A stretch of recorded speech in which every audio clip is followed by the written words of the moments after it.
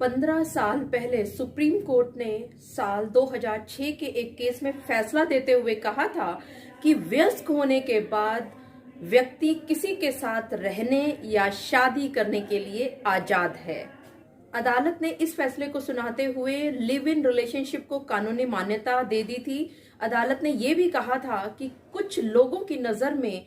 ये अनैतिक जरूर हो सकता है, लेकिन ऐसे रिश्ते में रहना कोई भी अपराध नहीं है।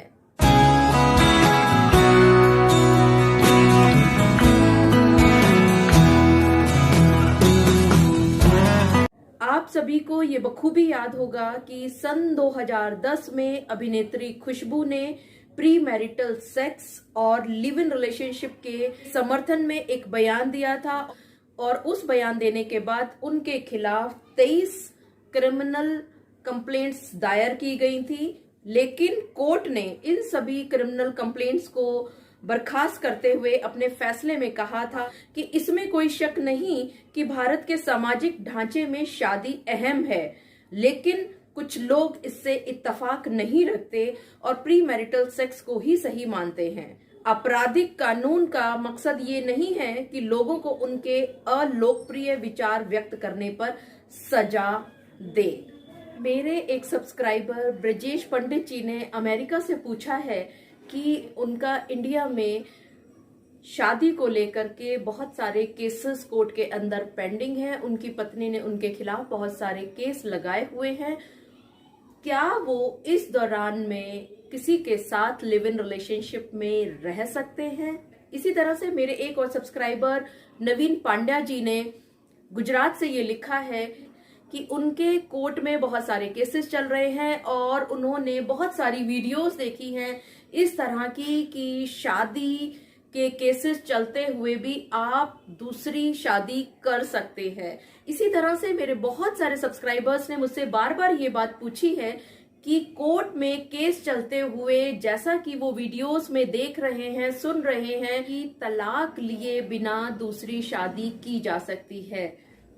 जी हाँ, आप सभी ने बिल्कुल ठीक समझा। आज के इस वीडियो में मैं आपके साथ इन्हीं सब बिंदुओं पर चर्चा करने वाली हूँ। मैं एडवोकेट मोहिनी मोना आप सभी का पुनः स्वागत करती हूँ और आप सभी देख रहे हैं आपका पसंदीदा चैनल मोहिनी मोना एडवोकेट। अगर आपने मेरे इस चैनल को अभी तक सब्सक्राइब ना किया हो या आप मेरे इस चैनल के लिए नए हैं तो इसको जल्दी से जल्दी सब्सक्राइब कर दें ताकि आपको इसी तरह के लीगल इंफॉर्मेटिव वीडियोस की जानकारियों की नोटिफिकेशन सबसे पहले मिल सके। आज के समय में जो हमारा समाज है बहुत ही उतार चढ़ाव के साथ चल रहा है। शादी जिसको बहुत ही पवित्र बंधन माना जाता था, आज महानगरों में ये देखा जा रहा है कि लोग बगैर शादी के एक साथ रहते हैं और दोनों ही पक्ष शादी जैसे पवित्र बंधन में बंधने को तैयार ही नहीं होते। आखिर ये लिव इन रिलेशनशिप है क्या? सबसे पहले इसका अर्थ समझने की कोशिश करते हैं कि what is live in relationship. Live in relationship का अर्थ ये हुआ जब दो वयस्क लोग अपनी इच्छा से बिना शादी के एक ही छत के साथ एक साथ पति पत्नी के रूप में रहते हैं और उन दोनों पक्षों के बीच पति पत्नी की तरह ही संबंध भी बनते हैं। इसी को लिव इन रिलेशनशिप कहा जाता है। इस लिव इन रिलेशनशिप की शुरुआत भारत में सबसे पहले महानगरों में हुई थी, जब कपल्स ने महानगरों में जाकर के अकेले रहना शुरू किया था, कमाना शुरू किया था, तो उस समय पर ये परंपरा ने भारत में अपने पांव पसारे थे। हालांकि भारत से बाहर ये नॉर्मली चलन चलता आ रहा है, लेकिन यहाँ पर ये समझना बहुत जरूरी है कि लिव इन रिलेशनशिप में रहने के लिए असल में क्या क्या शर्तें हैं या कौन कौन सी ऐसे लोग हैं जो कि लिव इन रिलेशनशिप में रहते हैं।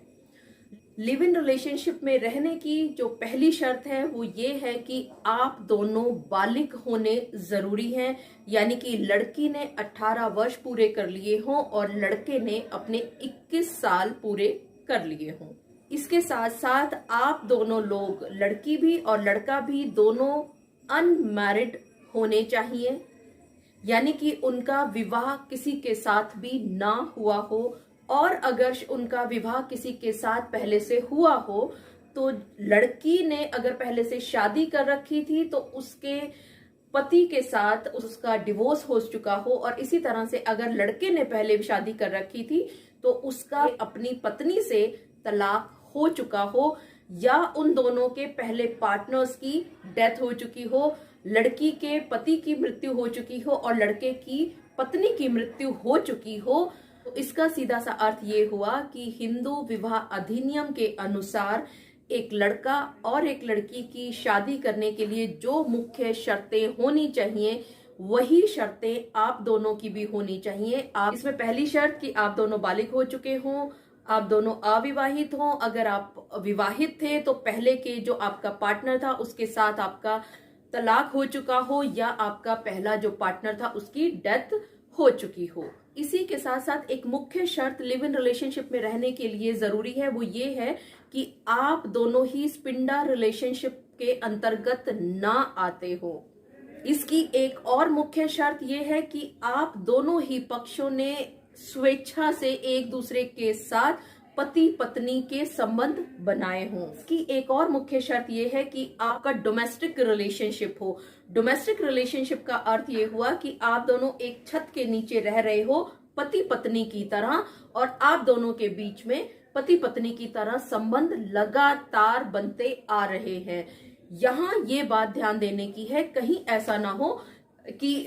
लड़की जो है वो किसी एक घर में रह रही है और दूसरा जो पार्टनर है उसके साथ वीकेंड्स के लिए आ रहा है, यानी कि शनिवार इतवार को जब उसकी छुट्टी हुई तो 2 रात के लिए आ रहा है, या बीच बीच में कभी कभी आकर के वो उसके साथ 1 या 2 रात गुजार के वापस चला जाता हो, तो ये डोमेस्टिक रिलेशनशिप नहीं मानी जाएगी। और अगर आप डोमेस्टिक रिलेशनशिप में नहीं हो तो ये लिव इन रिलेशनशिप नहीं मानी जाएगी। तो इसका सीधा सा अर्थ ये हुआ कि जो लोगों के मन में एक धारणा पैदा हो गई है कि अगर आपका कोर्ट के अंदर केस चल रहा है और इस बीच में आप कोर्ट के केस के चलते चलते किसी और के साथ रहना शुरू कर दो पति और पत्नी की तरह, तो वो लिव इन रिलेशनशिप में माना जाएगा। तो ध्यान रखिएगा, वो किसी भी तरह से लिव इन रिलेशनशिप में नहीं गिना जाएगा, क्योंकि यहाँ पर एक पार्टनर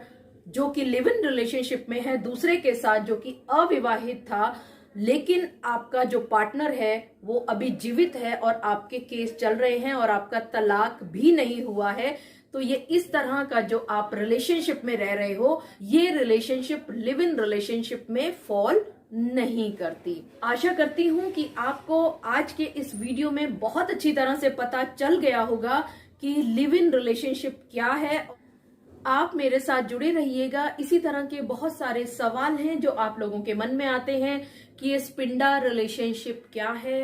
क्या एक अविवाहित और दूसरा विवाहित व्यक्ति दोनों एक साथ लिव इन रिलेशनशिप में रह सकते हैं, या कुछ के दिमाग में ये प्रश्न भी आता है कि अगर कोई भी एक पक्ष